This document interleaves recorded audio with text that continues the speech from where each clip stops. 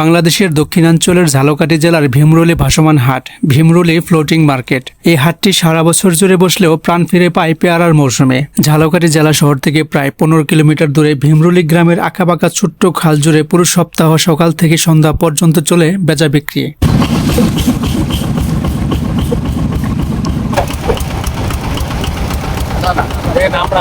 বরিশালের আমরা কিন্তু আমি বুঝলাম না, এলাকায় আমরা গাছ তো পানি পাইলেই মাছ। পেয়ারা বোঝাই শত শত নৌকা, আর ক্রেতাদের বেশিরভাগই হল পাইকার। বড় ইঞ্জিন নৌকা নিয়ে তারা বাজারে আসেন। আমরা কত করে কেজি? নৌকা বোঝাই করে আমরা নিয়ে যাবো।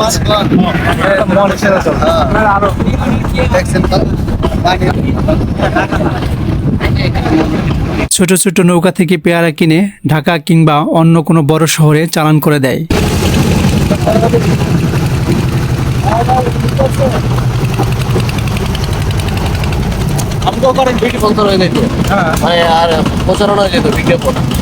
ভীমরুলের আশেপাশের সব গ্রামেই অগণিত পেয়ারা বাগান।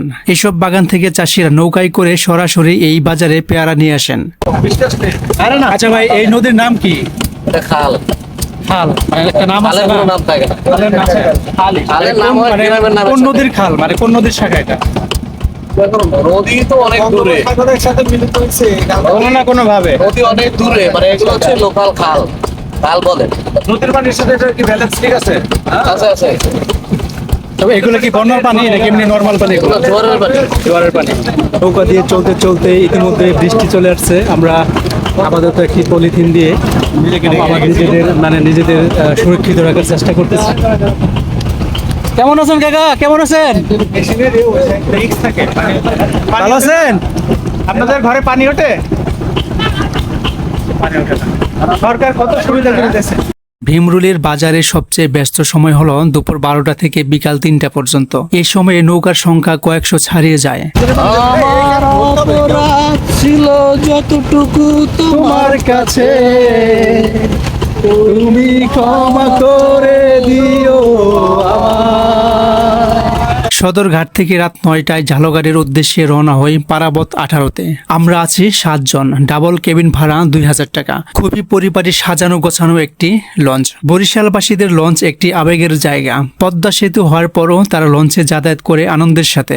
রাতের খাবার, রাতভর কাঠ খেলা, গান হই হুল্লোড় করতে করতে পৌঁছে গেলাম ভোর 5:30টায় বরিশাল লঞ্চ ঘাটে। ঢাকার সদরঘাট থেকে আপনি হোলার হাট এর লঞ্চে উঠে যেতে পারেন। প্রতিদিন রাত 7টা থেকে 8টা পর্যন্ত 3-4টি লঞ্চ ছেড়ে যায় হোলার হাটের উদ্দেশ্যে। বরিশাল এসে বরিশালে মিষ্টি না খেয়ে গেলে নাকি ভ্রমণ পূর্ণতা পায় না। তাই আমরা ঢাকায় ফেরার পথে বাস টার্মিনাল থেকে কিছুটা ভিতরে গিয়ে খেয়ে নিলাম কয়েক রকমের মিষ্টি। ভরপুর মিষ্টি খেয়ে রওনা হয় ঢাকার উদ্দেশ্যে। ভিডিওটি যদি আপনাদের ভালো লেগে থাকে তাহলে চ্যানেলটি সাবস্ক্রাইব করে পাশে থাকবেন। পরের পর্ব দেখার আমন্ত্রণ জানিয়ে আজ এখানেই বিদায় নিচ্ছি। আমি এক্সপ্লোর উইথ শফিক। সকলের সুস্বাস্থ্য কামনা করছি। আল্লাহ হাফেজ।